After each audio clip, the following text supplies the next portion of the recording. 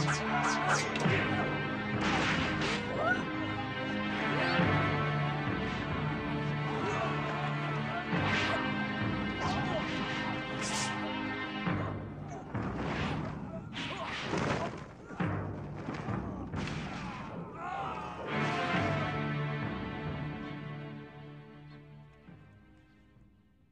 sedang menyulam itu permaisuri dari musuh kita.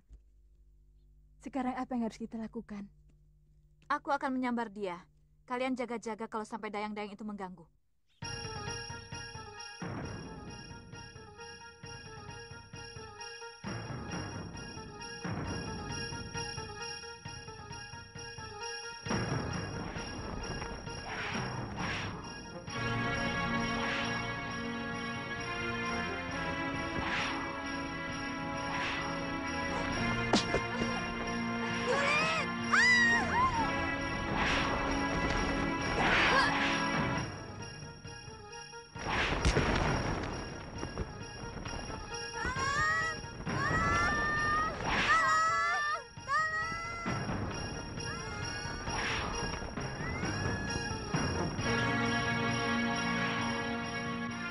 Tutup pintu gerbang. Goblok.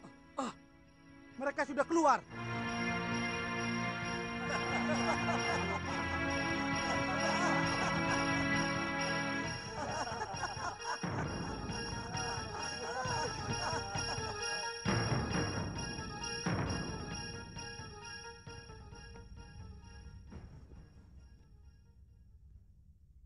Ada apa? Kamu Dayang Gusti Putri, bukan? Benar, Gusti Prabu. Ampun, Gusti. Ketiwasan. Gusti Putri diculik orang. Diculik? Kalau bicara yang jelas, jangan gerusa-gerusu. Ada 3 orang perempuan yang bisa terbang. Tiba-tiba melayang dan menyambar Gusti Putri.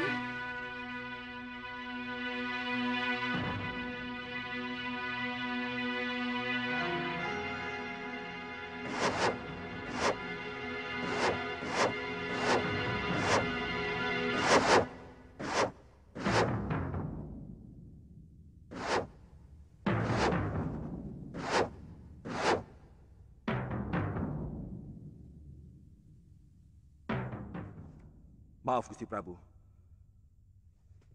Hamba mohon diizinkan untuk bertindak. Mereka pasti orang-orang yang menaruh dendam kepadaku, Kakang Madrim. Aku curiga ini perbuatan siluman serigala. Gusti Prabu masih ingat di mana sarang mereka? Kalau tidak keliru, di Bukit Gua Siluman, dekat perbatasan dengan Linggapura. Kalau begitu, hamba pamit, Gusti Prabu. Aku segera menyusul, Kakang. Katiwana dan Mayuda ikut aku. Yang lain boleh pamitan.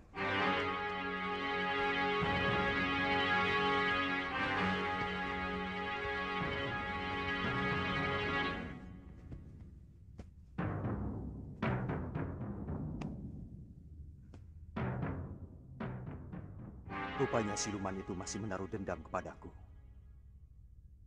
Hari ini kalian berhasil mengobrak-abrik komplotan Guragada. Saudagar gadungan itu nampaknya marah sekali. Dan dia minta bantuan Bayangkara Raja untuk menangkap kalian. Silakan. Aneh sekali negeri ini. Prajurit negara malah membantu bermocorah untuk menangkap orang yang berhasil mengobrak-abrik bajingan-bajingan itu. Ini kembang jenar, Ditya.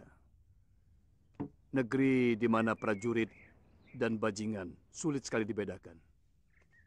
Dua-duanya sama-sama menindas rakyat kecil. Apakah semuanya begitu, Ki? Saya yakin tidak. Tentu masih ada senopati maupun prajurit yang memiliki hati nurani. Seharusnya memang selalu ada tentara yang membela rakyat kecil. Karena itulah tugas mereka, selain membela negara. Ya, begitulah. Sayangnya, mereka yang budi pekertinya baik hanya sedikit sekali dibanding dengan yang rela menggadaikan harga diri mereka dengan bekerja sama untuk memeras para pedagang dan rakyat kecil. Benar-benar negeri bobrok. Dan negeri bobrok pasti dipimpin juga oleh seorang raja yang juga jiwanya bobrok.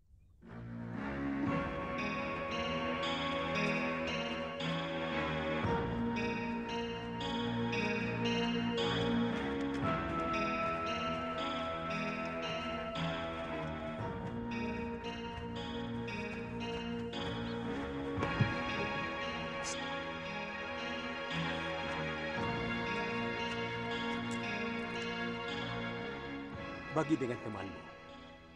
Ayo ambil. Aku mau menghadap Gusti Betara. Beliau ada di dalam? Hari ini tidak ada penghadapan, Tuan. Biasanya, Gusti Betara tidak mau diganggu. Gusti Betara sedang menikmati suara kutut manggung.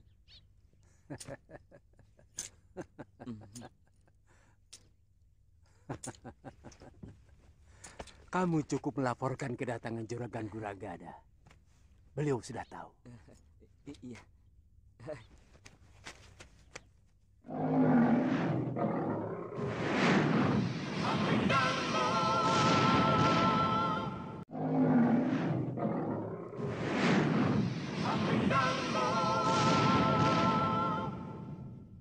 Dia mau enaknya saja.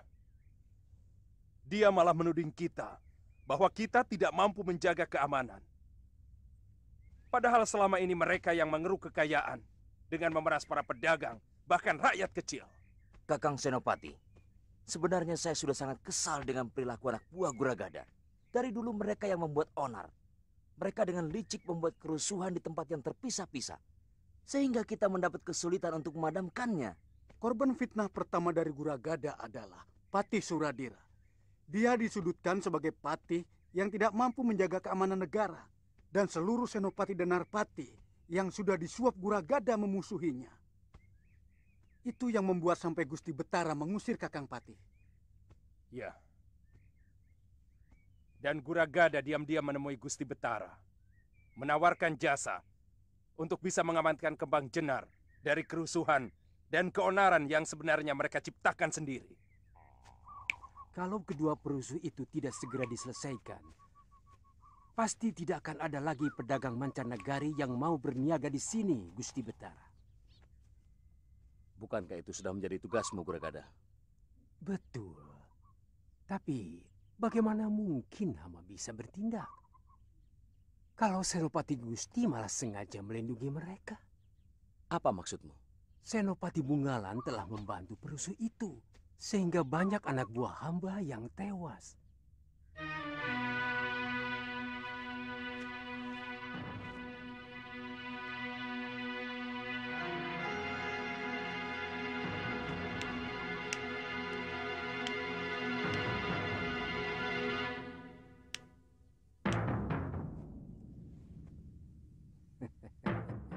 Bagaimana kalau mereka kita habisi saja, Kakang? Dua pendekar yang menurut Guragada membuat keonaran itu, ternyata hanya menghancurkan anak buahnya saja. Sekalian saja kita hancurkan bromocora-bromocora itu.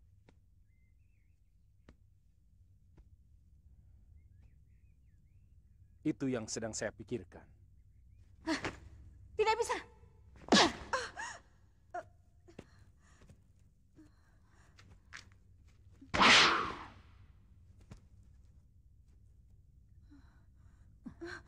Suamimu telah mempermalukan kami. Kali ini hanya nyawa yang bisa membasuh semua perbuatan yang telah dilakukannya. Bukankah dia sudah menjalani tenungan Nyai? Dia sudah mengalami penderitaan sebagai seekor belibis. Dan kamu telah menyelamatkannya. Maka kamu pun harus menerima semua hukumanku. Kamu harus mati.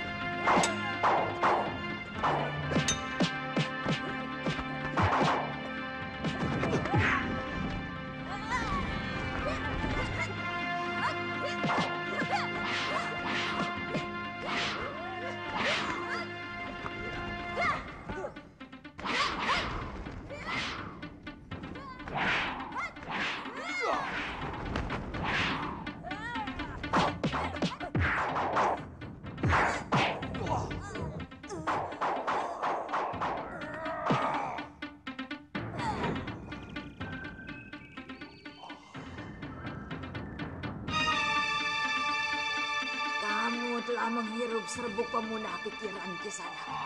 Sekarang terimalah tunanganku.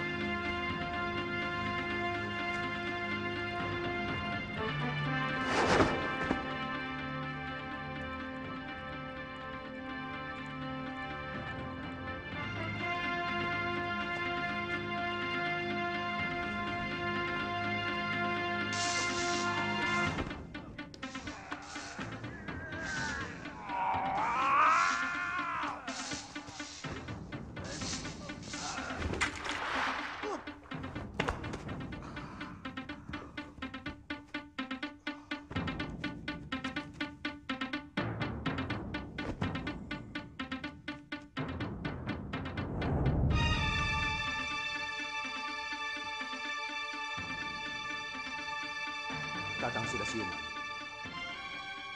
Adi Prabu, apa sebenarnya yang terjadi? Dan kemana siluman-siluman serigala itu? Kakang Pati hampir saja terkena tenung. Untung Gusti Prabu datang. Siluman-siluman itu sudah tewas, Kakang.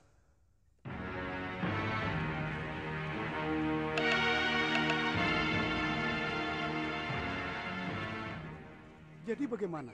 Saya tidak mengerti kenapa Senopati Bungalan bersikap memusuhi saya. Selama ini kita bisa bekerja sama dengan baik. Yang saya dengar, Senopati Bungalan tersinggung karena Tuan melaporkan seolah-olah beliau tidak bertanggung jawab dengan kejadian yang menimpa anak buah Tuan. Tidak benar itu. Dia salah paham. Saya hanya mengatakan bahwa Senopati Bungalan mestinya segera bertindak. Itu saja. Mari kita bicara di dalam. Iya.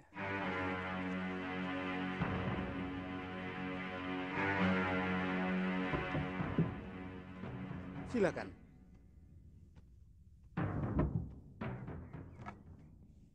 Silakan duduk. Lalu bagaimana? Apa yang harus saya lakukan, Guragada?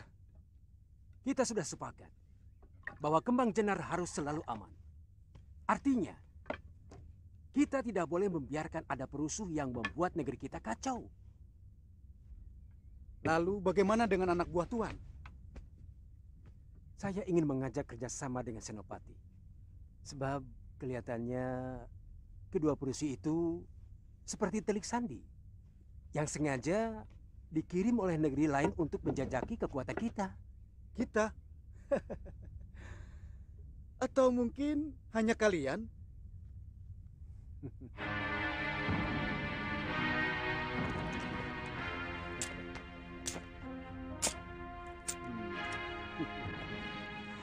$200 kepeng perak.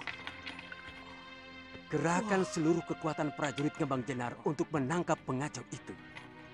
Saya akan tambah 200 kepeng lagi untuk pengamanan rumah saya.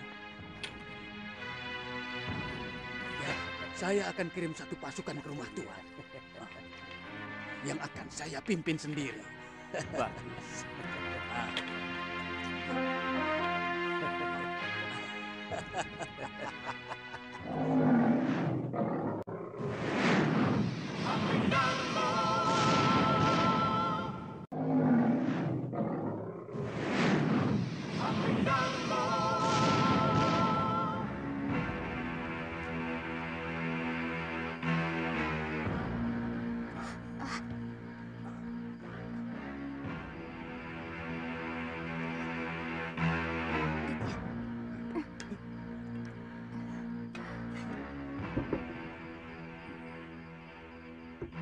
Mereka anak buah saya, Ditya.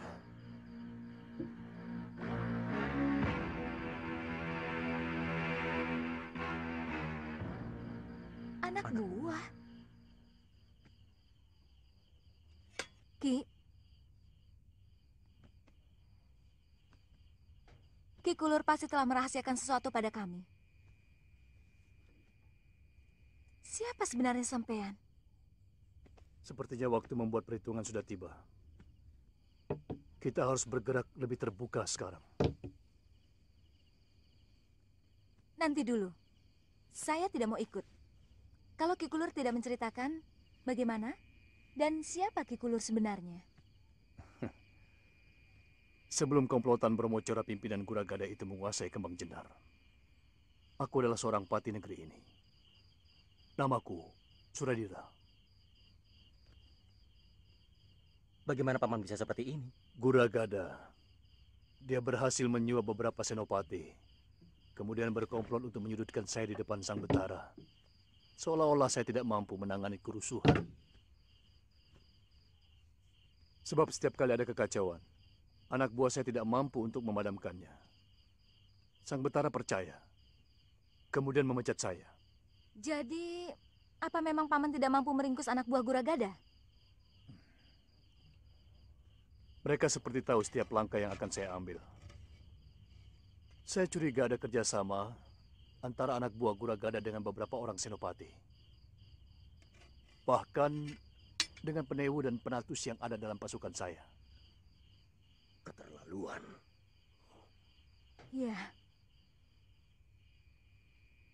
Benar-benar busuk. Iya.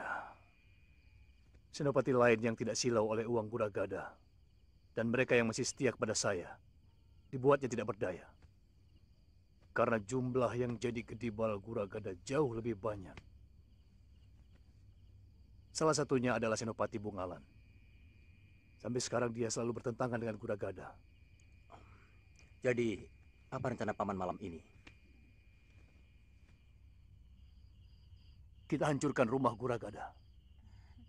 Karena saya yakin mereka sedang ketakutan karena gebrakan Raden berdua kemarin siang.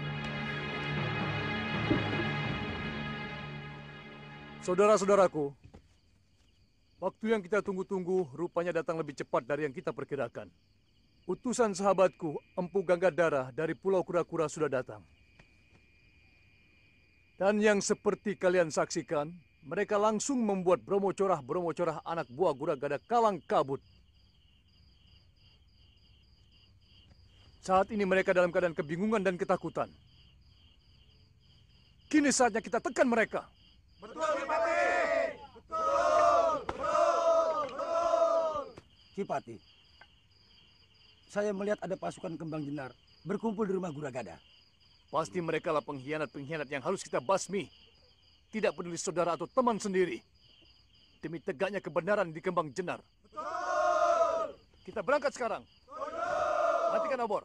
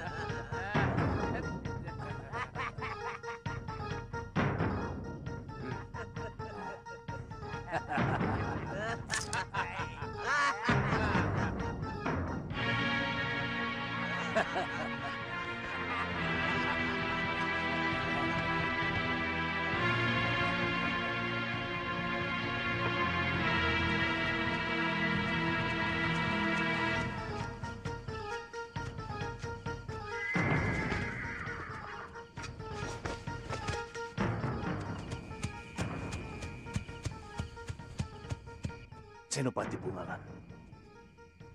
Mau kemana mereka? Melihat arahnya, mereka mau ke rumah Guragada melingkar dari belakang. Jangan-jangan Guragada juga berhasil menyewa dia? Mungkin, tapi kita akan lebih cepat sampai ke rumah Guragada.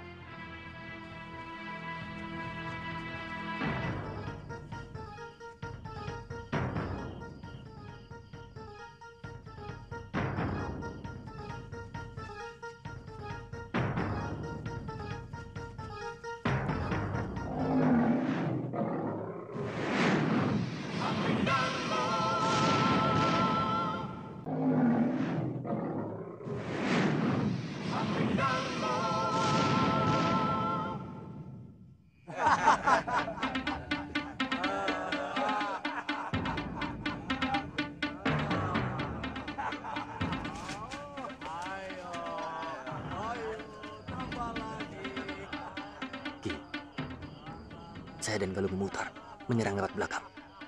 Baik, hati-hati. Saya akan menyerang dari depan.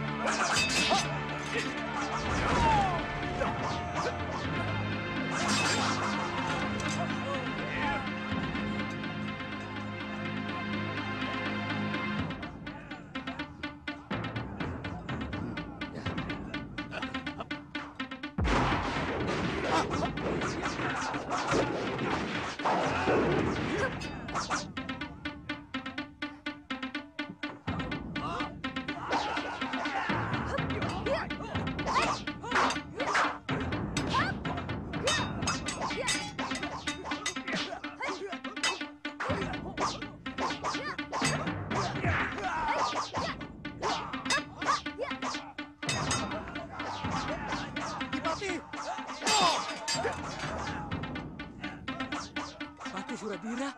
Ya, bagaimana ini? Siapa yang harus kita bela? Kalian heran aku masih hidup, Begundal Tengik? Berapa harga kalian untuk menjaga rumah Brahmacora ini? Jangan salah paham, Ki. Semua ini adalah tugas Gusti Betara. Kalian telah berkomplot dengan Guragada untuk menyingkirkan aku. Karena aku tidak mau dibeli oleh Brahmacora berkedok pedagang itu. Sekarang, lawan aku.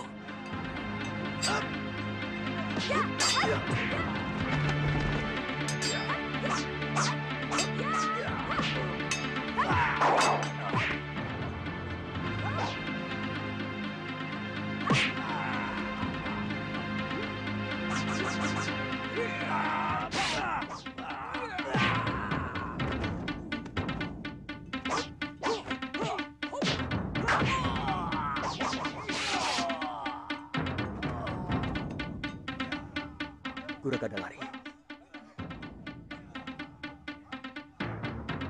Tadi dia masuk kamar itu.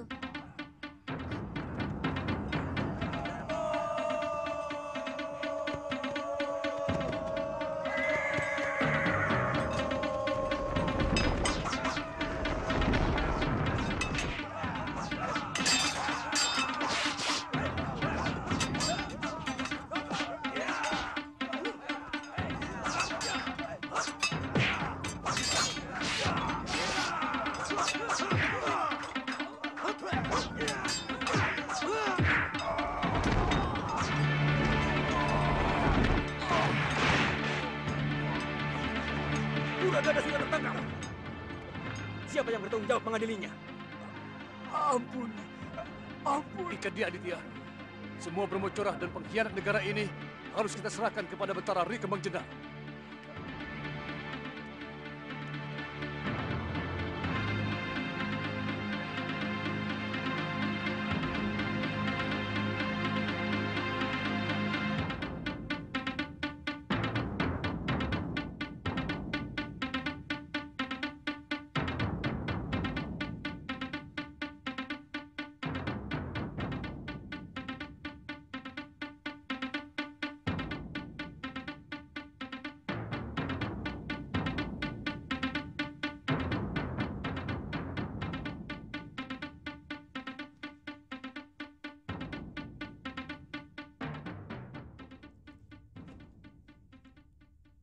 Tidak ada kata-kata yang lebih terhormat untukku selain mengakui kesalahan.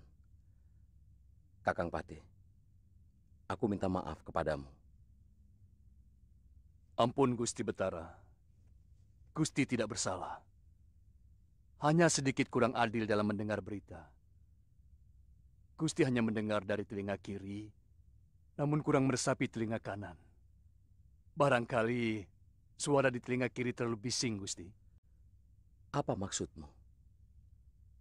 Kuragada telah berhasil menyuap sebagian besar Bayangkara Raja untuk menentang hamba. Bahkan ada anak buah hamba yang dia suap dan mengkhianati hamba, Gusti. Ya. Senopati Bungalan sudah menceritakan segalanya kepadaku. Maukah Kakang memaafkan aku? Tidak pantas seorang Betara minta maaf, Gusti. Seorang Betara tidak pernah salah. Dia hanya keliru. Terima kasih, Kakang. Aku juga mendengar kedua anak muda itu sangat berjasa pada negeri kita. Siapa namamu, anak muda? Hamba Aditya, dari Pulau Kura-Kura, Gusti. Murid Kakang Empu Ganggadara, saudara seperguruan hamba. Sengaja hamba meminta bantuan ke sana, Gusti. Tindakan Kakang telah menyelamatkan Kembang Jenar dari kehancuran. Ternyata Guragada sangat licik dan licin.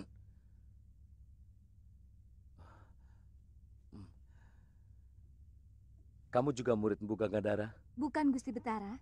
Hamba Galuh Parwati dari Padepokan Sugaluh.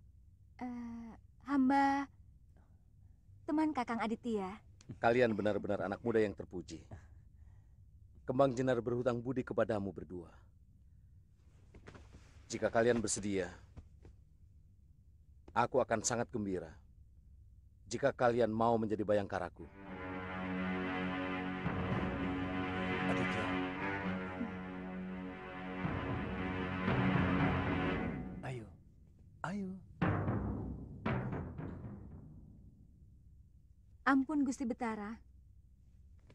Hamba mohon Gusti tidak murka kepada kami. Kami mohon waktu untuk memikirkan tawaran Gusti yang begitu mulia. Tidak apa-apa. Itu hak kalian. Kalian masih muda.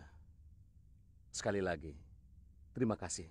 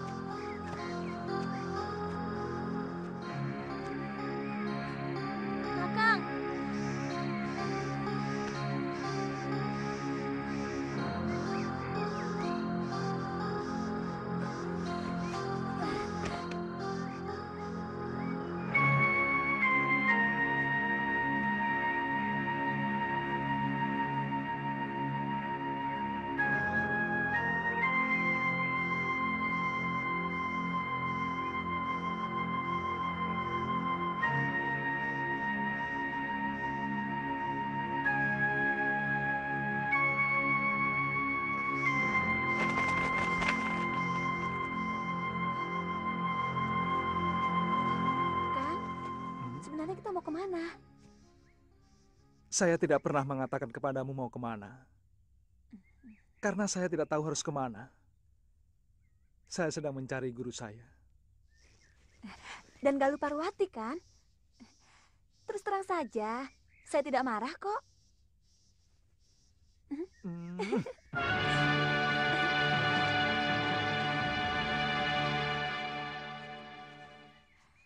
Buah ini manis sekali. Kakak mau? Nanti saja, Tantri. Sebaiknya kita lebih cepat sedikit.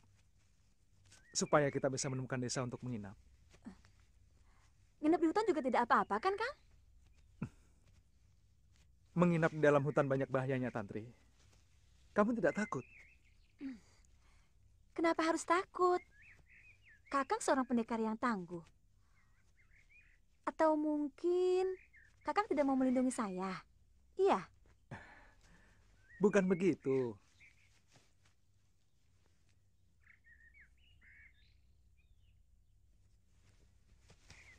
Kalau bahaya dari luar, mungkin kita bisa melawannya. Bukan cuma saya. Kamu pun seorang pendekar yang tangguh. Yang lebih menakutkan adalah bahaya yang muncul dari diri kamu dan saya sendiri. Maksud Kakang? Hawa nafsu sering muncul dari dalam diri kita sendiri ketika sepasang manusia berada di tempat yang sunyi.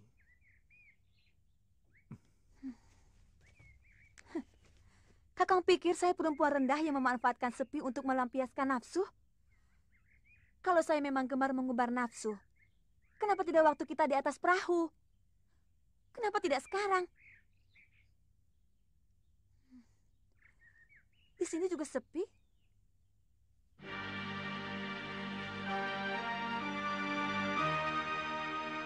Maafkan saya.